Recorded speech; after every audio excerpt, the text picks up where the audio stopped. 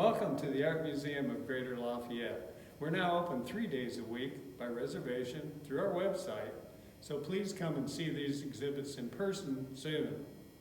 This show features figurative ceramic sculptures by Indianapolis artist Joe Rohrman. His cast of characters are on display in It Goes Without Saying, and they are loosely based on individuals he's taken note of through the decades. Humor and satire are masterfully examined by the artist through exaggeration and distortion of the human condition. Joe considers his works as an historical account of contemporary society. According to the artist, and I quote, "There is no pretense, no smiling for the camera, just folks caught in a moment that hasn't necessarily caught up to the 21st century. My aim is that there is little or no ambiguity in the message of my art, that it goes without saying. Just enjoy and leave the analysis to your therapist."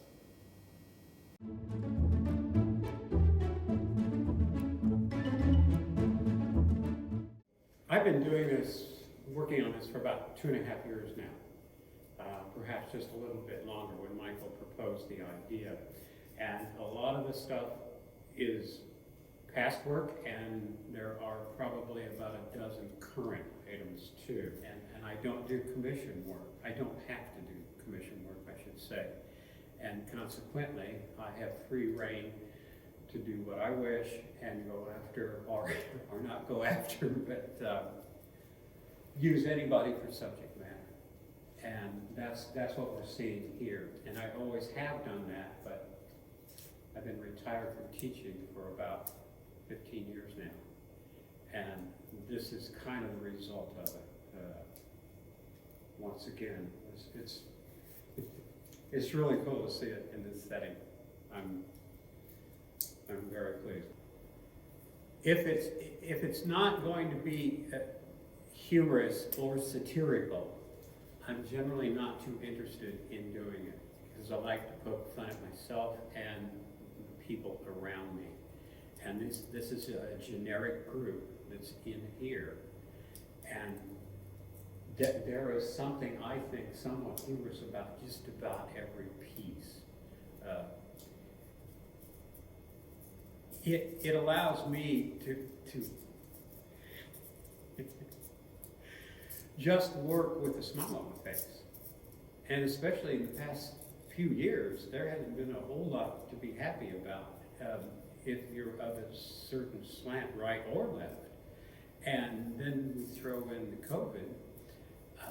It's been pretty bleak out there.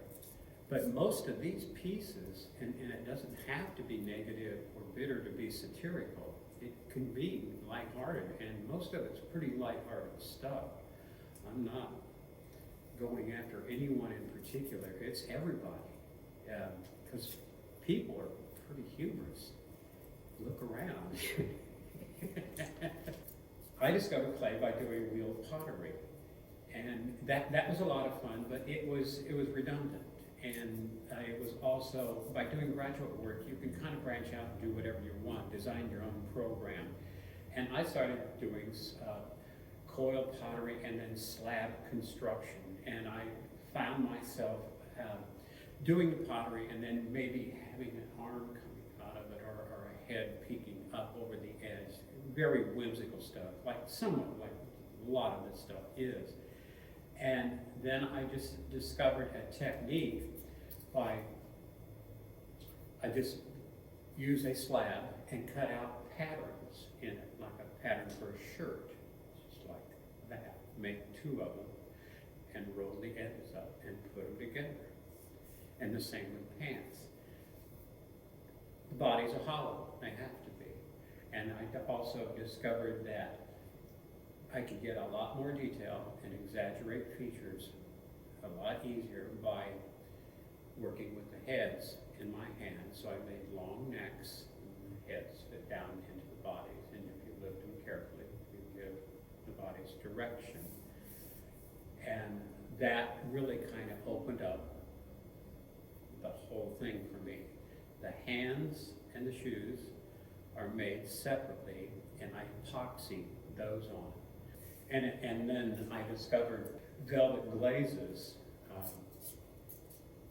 and those opened up a whole world of color for me. It takes as long to glaze one of these pieces as it does almost to construct a piece. And that because each piece requires a lot of masking out of areas. You have to mask out an entire area where a tie is. Do the color, the underglaze for, say, like a red tie with the white squares on it. You spray it with white after you mask it all out. Then to make all the squares in it, I had to cut little squares, put them on the die, and then keep it masked out, and then spray it with an airbrush with the red, and then pull all those little squares off. So if you see a tie, it's probably got 2 or 3 hours worth of work in it. And it's the same with shirts and things like that. I've often been asked, how long did it take you to make that? And there's really no honest answer because I don't keep track of the time. This is straightforward work for people that just like to go in and think, wow, I just really enjoy that. And secondly, just to bring a smile to someone's face is incredibly important because